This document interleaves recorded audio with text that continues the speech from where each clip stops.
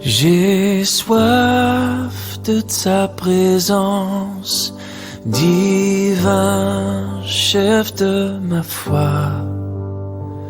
Dans ma faiblesse immense, que ferais-je sans toi?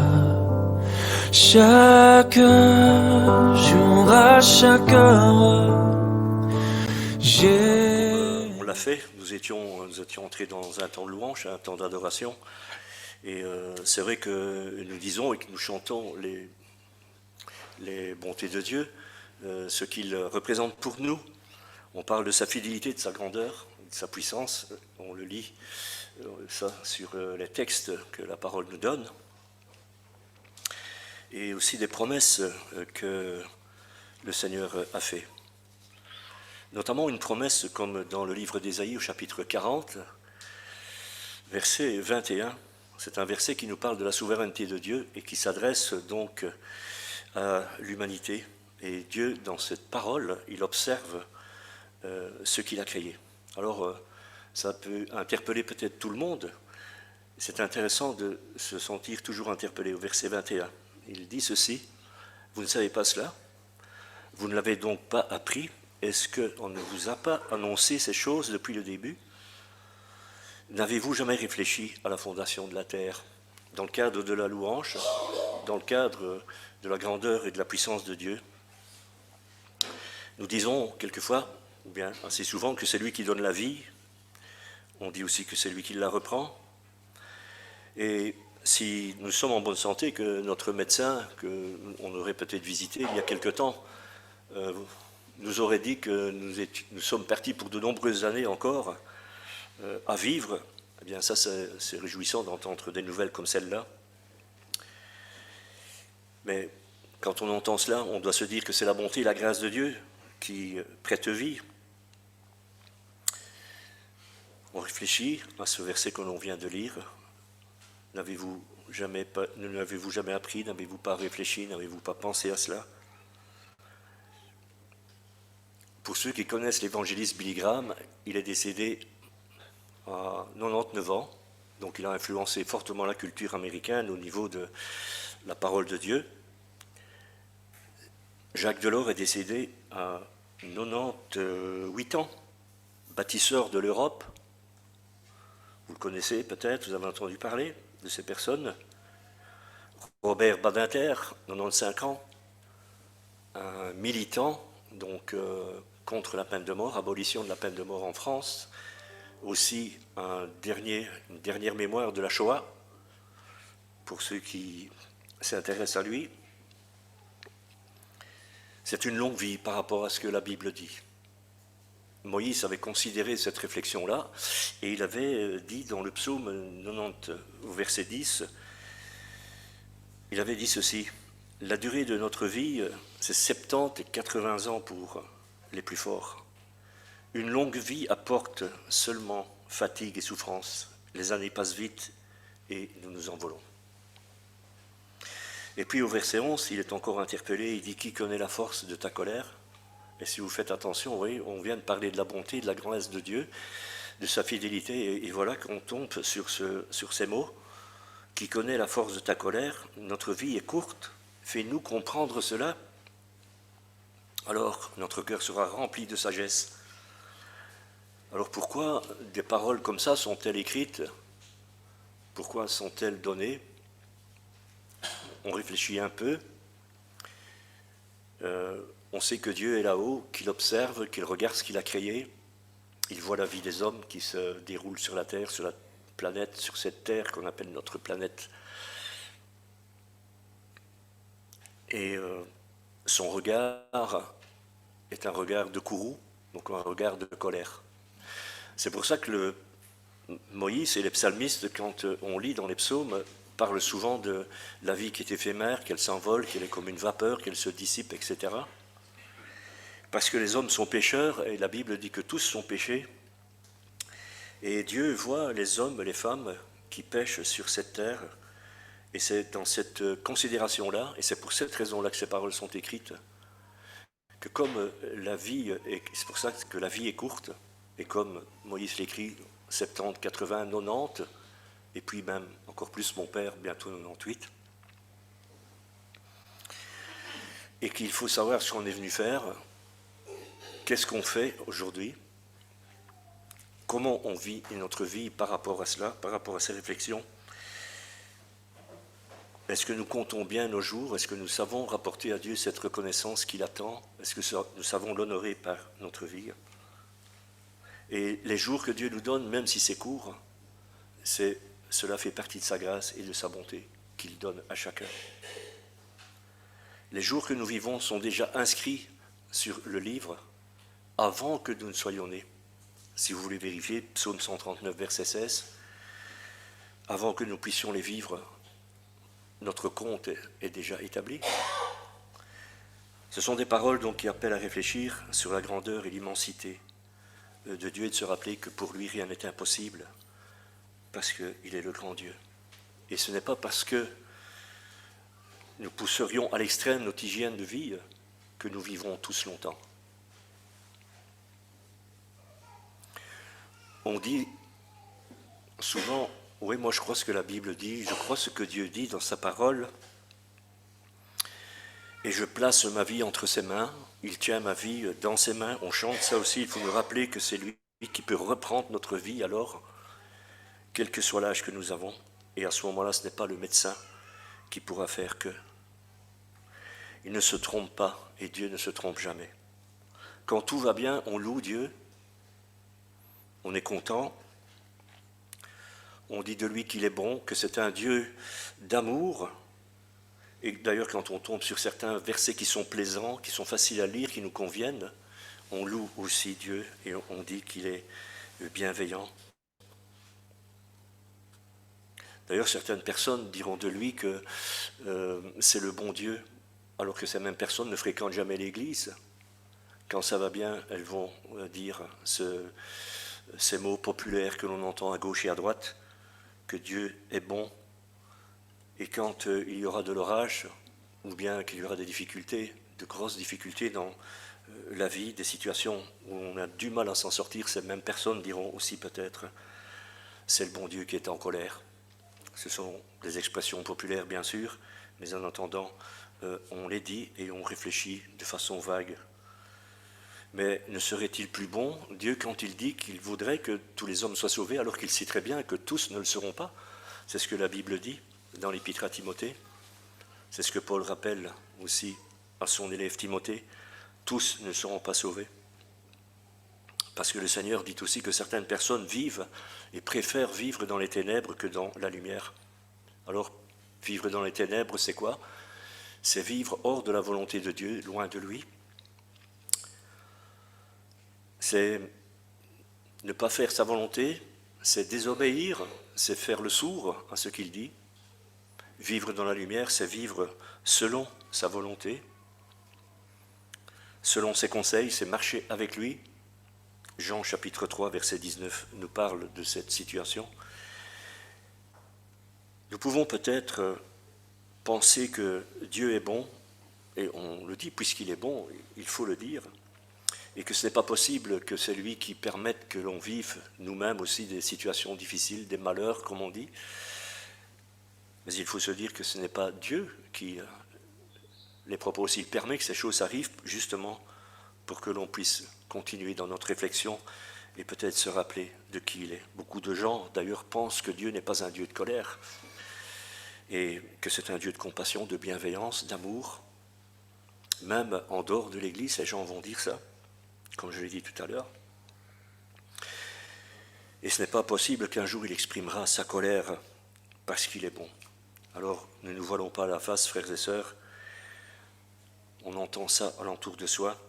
Et dans certains lieux chrétiens, eh bien, on ne parle jamais de la colère de Dieu. On ne fait que de parler de la bienveillance et de sa patience. Nous savons que Dieu est bon, que Dieu est patient, que Dieu est juste. On le sait, et pourtant, il peut aussi être en colère à l'encontre de certaines situations dans lesquelles il n'y aura pas beaucoup de recours. On va trouver quelques textes qui parlent de cette façon-là. Pourtant, ce qu'il souhaite, encore une fois, c'est que tous soient sauvés. La Bible dit, Proverbe chapitre 29, verset 1, « Un homme qui mérite d'être repris et qui raidit le cou sera brisé sans remède. » Ça veut dire qu'il n'y a pas d'issue, il n'y a pas de recours. Si on s'entête, qu'on persévère, qu'on s'accroche à une certaine situation, eh bien, il n'y aura pas de remède. Si quelqu'un écoute la parole et qui ne réagit pas à ce que Dieu dit, il portera sur lui la colère de Dieu. Il sera brisé sans remède. Ici, dans ces mots, vous pouvez remarquer qu'il n'y a pas les mots compassion, il n'y a pas les mots bienveillance, il n'y a pas les mots amour qui suivent ces textes-là. Dans des situations de ce genre, qu'on en connaît peut-être, l'un ou l'autre, on a peut-être déjà traversé cela, ou bien on connaît des gens dans des situations comme celle-là, on ne peut pas accuser Dieu de ce qui se passera, à moins que. Ces exemples que la parole nous donne, c'est pour nous montrer qu'on ne se moque pas de Dieu, qu'on ne joue pas avec lui. Mais, entre parenthèses, il souhaite toujours que chacun soit sauvé. Quelquefois, on parle aussi de la prédestination. On dit qui sera sauvé, qui sera perdu, qui peut être sauvé, qui peut être perdu. Et que Dieu sélectionne. On va prendre l'Épître aux Romains, chapitre 1, verset 18, et on va lire jusqu'au verset 32. Je vais vous lire dans Parole vivante, Romains, chapitre 8. Romains chapitre 1, verset 18, pardon.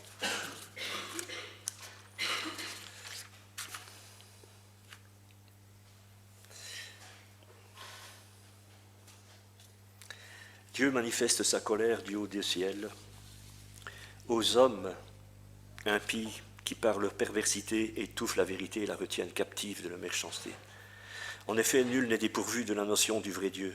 Tous les hommes ont une connaissance innée de lui, lui-même l'ayant placé avec netteté dans leur cœur.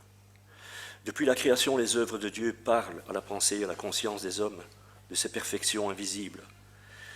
Quiconque sait regarder peut y discerner clairement sa divinité et sa puissance. Aussi, depuis les temps anciens, les hommes qui ont sous les yeux la terre et le ciel et tout ce que Dieu a créé ont connu son existence et son pouvoir éternel. Ils n'ont donc aucune excuse de dire qu'ils ne savent pas s'il y a un Dieu. Ils ont eu conscience de Dieu, ils ont su qu'il existait, mais ils ont refusé de l'adorer. Lui, le seul digne d'adoration, ou même de le remercier pour ses dons.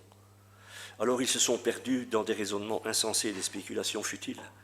À force de sonder le néant et de discuter dans le vide, leur pensée s'est égarée, leur intelligence s'est dégradée, leur esprit borné est devenu la proie des ténèbres. Plus ils se prétendent intelligents, plus ils s'enfoncent dans leur folie, cachant leur ignorance sous des grands mots de science ou de philosophie. Au lieu d'adorer le Dieu impérissable et glorieux, ils se sont fabriqués des idoles, images d'hommes mortels, d'oiseaux, de quadrupèdes ou de reptiles. Voilà l'objet de leur adoration. Aujourd'hui, c'est encore la même chose. Au moment où on lit ces textes qui ont été écrits, il y avait des idoles physiques, vraies, qui étaient là, en bois, en fer, des animaux, etc., plein d'éléments qui étaient facilement palpables.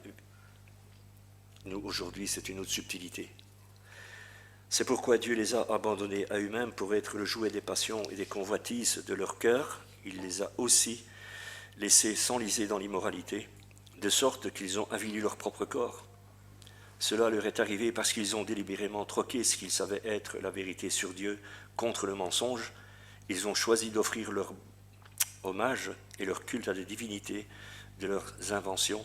Ils ont servi la créature au lieu du Créateur, seul digne de louange et d'adoration dans toute l'éternité. Voilà pourquoi Dieu les a livrés à des passions avilissantes. Leurs femmes ont renoncé aux relations sexuelles naturelles pour se livrer à des pratiques contre nature. Les hommes de même ne recherchent plus l'amour de la femme comme Dieu le voulait, se sont enflammés les uns pour les autres, commettant entre hommes des actes honteux. Tout leur être supporte les conséquences que leurs égarements méritaient. C'est ce qu'on vient déjà de voir et de survoler, des situations voulues et créées par les hommes, et on accuse Dieu. S'efforcer de connaître Dieu leur a paru inutile et même ils n'ont pas cru nécessaire de garder intacte la notion de Dieu qu'ils possédaient pourtant. C'est pourquoi Dieu les a abandonnés à leurs pensées futiles, il les a livrés à l'empire de leurs instincts corrompus, les laissant commettre les infamies que leurs esprits omnibulés imaginaient et que leurs sens pervers réclamaient. Dans leur vie s'accumulent toutes sortes d'injustices et de perversités. L'amour de l'argent les possède, ils sont saturés de méchanceté et d'envie. Des pensées homicides, un esprit de discorde et de querelle les anime. Rusés, fourbes, intrigants, perfides, ils sont toujours prêts à se dénigrer et à se calomnier les uns les autres. En secret ou au grand jour, dans leur cœur, ils haïssent Dieu et blasphèment son nom. Violents et arrogants, ils prennent tout de haut. Ils sont fanfarons et pleins d'eux-mêmes. Leurs esprits fourmillent d'inventions diaboliques. Pardon. Ils méprisent leurs parents et se moquent de leurs devoirs familiaux. Légers, superficiels et insensés, ils sont inaccessibles aux bons conseils. Déloyaux et inconstants, ils n'ont pas de parole, pas d'affection naturelle, ils sont durs, impitoyables et dénués d'esprit de réconciliation. Ils savent fort bien que dans l'ordre établi par Dieu, ceux qui agissent ainsi méritent la mort. Malgré cela, non seulement ils persistent dans leur voie, mais ils se réjouissent en voyant d'autres marcher sur leurs traces. Ils se font leurs complices en les approuvant. Encore quelques versets. Donc chapitre 2. Mais qui que tu sois, toi mon ami qui t'érige en juge masculin-féminin, sais-tu qu'en parlant ainsi tu prononces ta propre condamnation? Car tout en jugeant les autres, au fond, tu te conduis comme eux. Or, nous savons que le jugement de Dieu s'exerce sur les faits et non sur l'apparence. Il punira en toute justice ceux qui agissent ainsi. T'imaginerais-tu peut-être, toi qui t'arroges cette fonction de juge et qui te comportes comme tout le monde, que le simple fait de condamner autrui te fera échapper à la sentence divine? Prendrais-tu la générosité de Dieu à ton égard pour de la faiblesse? Ou bien méprises-tu la bonté et la patience de Dieu? Ne vois-tu pas qu'il retarde si longtemps son châtiment pour te donner le temps de te détourner de tes péchés? N'as-tu donc pas compris que cette bonté de Dieu a comme seul but de t'inviter à changer ton attitude intérieure, de te pousser à la conversion? Au lieu de cela, tu te barricades derrière ta conduite soi-disant irréprochable. Prends garde de ne pas t'endurcir au point que ton cœur ne devienne incapable de se convertir. Tu augmenterais sans cesse la colère divine. J'ai perdu ma ligne, voilà, excusez-moi. Inscrite, donc, tu augmenterais sans cesse la colère divine inscrite à ton compte. Elle te serait payée en entier au jour de la colère et du jugement lorsque Dieu dévoilera sa justice devant tous. Ce jour-là, il traitera chacun selon ce qu'il aura fait. Chaque homme recevra ce que valent ses actes. Ceux qui, sans se lasser, ont cherché à bien faire, prouvant par là qu'ils tenaient à l'approbation divine et aspiraient à la vie éternelle, ceux-là auront en partage la gloire, l'honneur et une vie impérissable. Les autres, par contre, qui n'ont pensé qu'à eux-mêmes, à la satisfaction de leur ambition et de leur convoitise, se souciant fort peu de la vérité, les récalcitrants qui refusent d'obéir aux règles divines et s'abandonnent docilement au mal, seront frappés par la colère divine. Oui, la souffrance, l'angoisse et le désespoir attendent tout homme qui s'adonne au mal. Ceci s'adresse en premier lieu aux Juifs puis aux païens. Mais la gloire, l'honneur et la paix récompenseront ceux qui obéissent à la volonté de Dieu et font le bien. Les Juifs en premier lieu, puis les païens, parce que Dieu juge impartialement, sans tenir compte de ces distinctions extérieures. Heureusement qu'il y a une réponse positive à la suite de cette lecture. On découvre dans ces quelques textes la colère de Dieu, alors que c'est vrai que souvent on ne l'évoque pas, on n'y pense pas.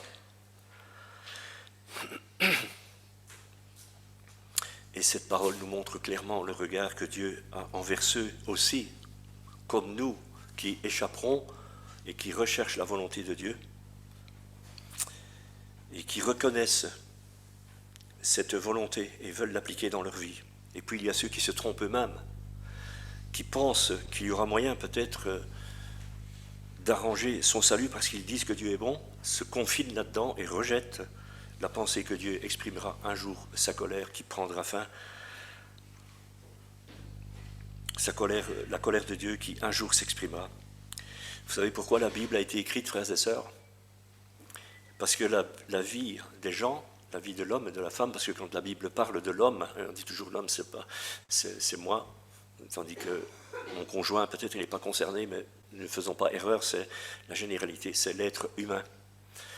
Eh bien, parce que la vie de chacun, elle est sérieuse, parce qu'en fait, il y a un enjeu. Et on peut prendre cette image d'un forgeron qui a le marteau, et puis il y a une enclume. Et nous, on mettrait notre main entre le marteau et l'enclume, et on serait frappé. C'est un enjeu spirituel qui se passe entre le ciel et la terre, là où nous sommes. En fait, on est pris entre deux feux. L'adversaire fait tout pour nous déstabiliser, et Dieu combat pour que l'on puisse tenir bon. Elle a été écrite, la Bible, parce que la vie de l'homme, c'est du sérieux. À propos de notre éternité, de leur éternité, de ceux qui ne le connaissent pas encore. C'est un enjeu important. Et celui qui ne croit pas cela, la Bible dit, dans la première épître de Jean, au chapitre 5, celui qui ne croit pas Dieu le fait menteur.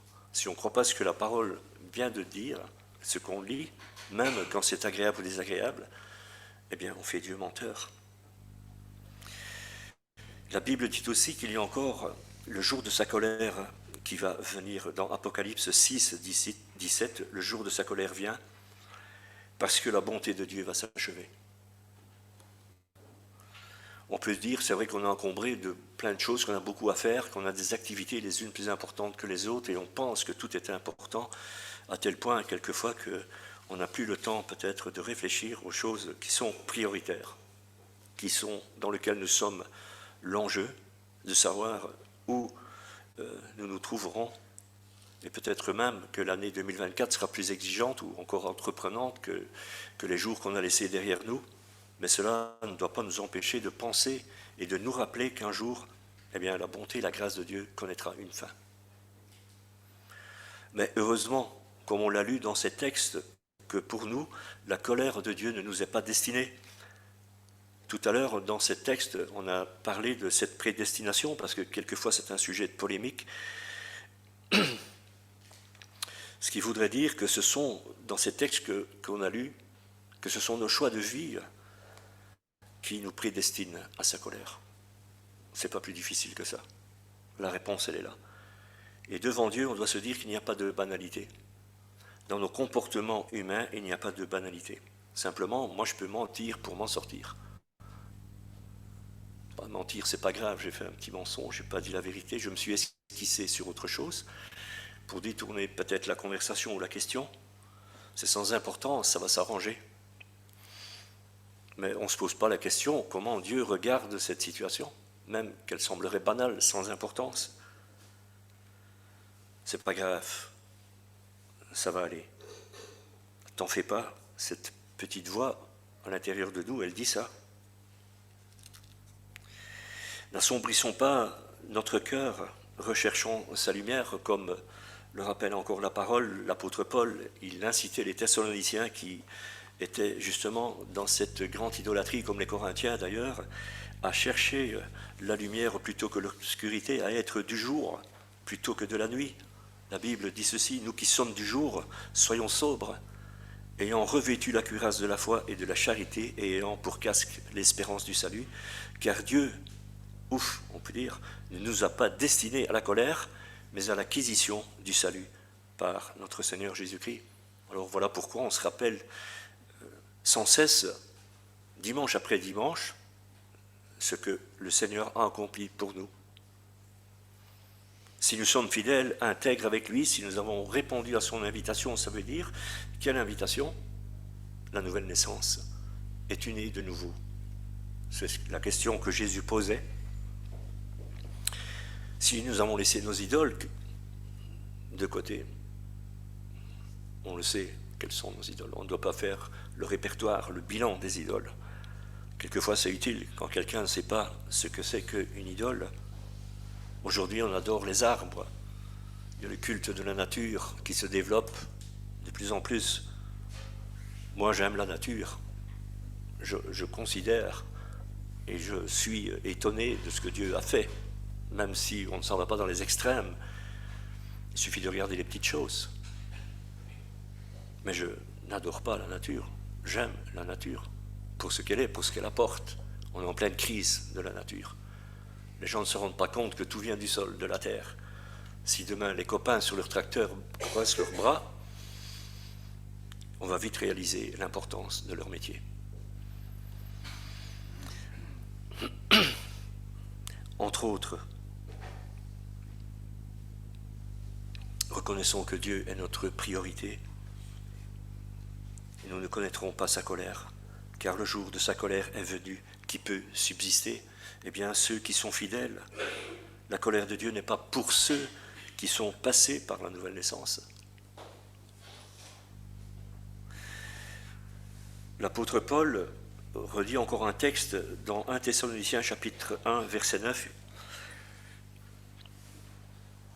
Il trace le chemin pour ces personnes qui vivaient, comme on a lu dans cette description dans l'Épître aux Romains, chapitre 1er, à partir du verset 18.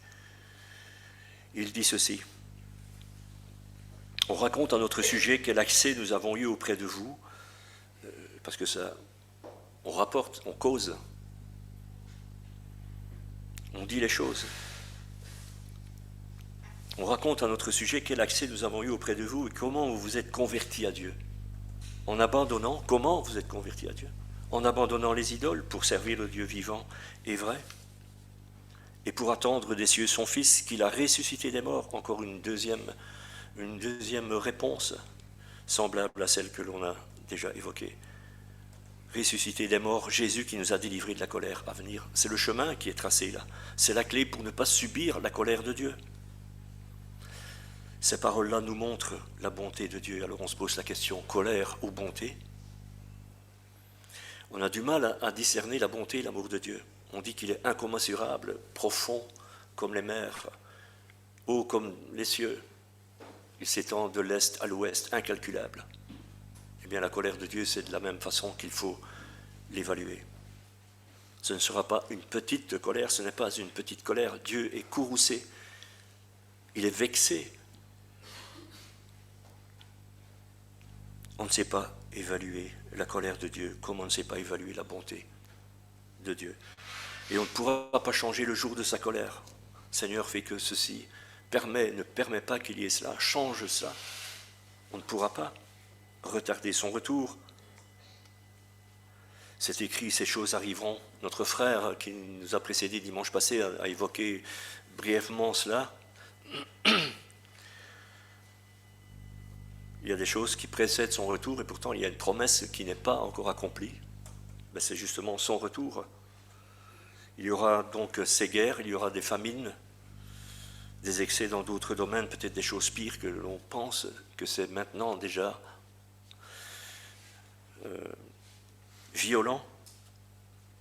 Mes frères et sœurs, notre confiance en lui ne doit pas faiblir et nous devons entretenir notre salut comme on s'entretient pour le corps physique, pour notre santé, et nous poser les bonnes questions, entretenir le feu qui a été allumé en nous, garder notre espérance vivante en lui, nous appuyer sur lui, sur ce qu'il a accompli, comme on se l'est rappelé encore il y a quelques quarts d'heure.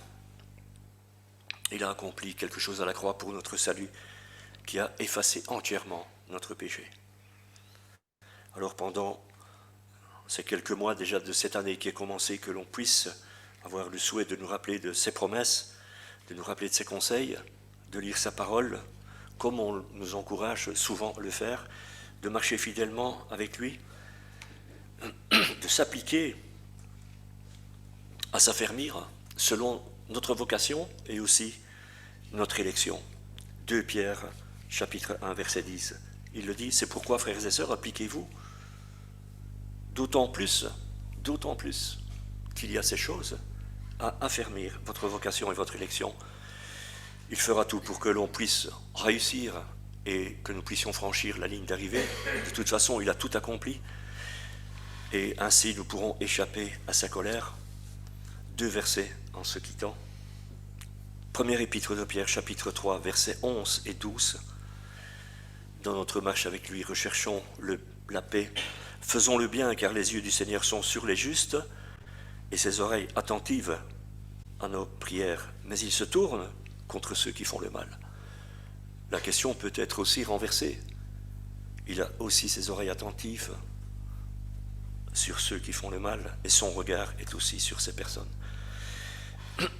Évangile de Jean chapitre 10, c'est Jésus qui parle, on termine sur ce verset. Versets 27 et 29, chapitre 10, « Mes brebis entendent ma voix, moi je les connais et elles me suivent.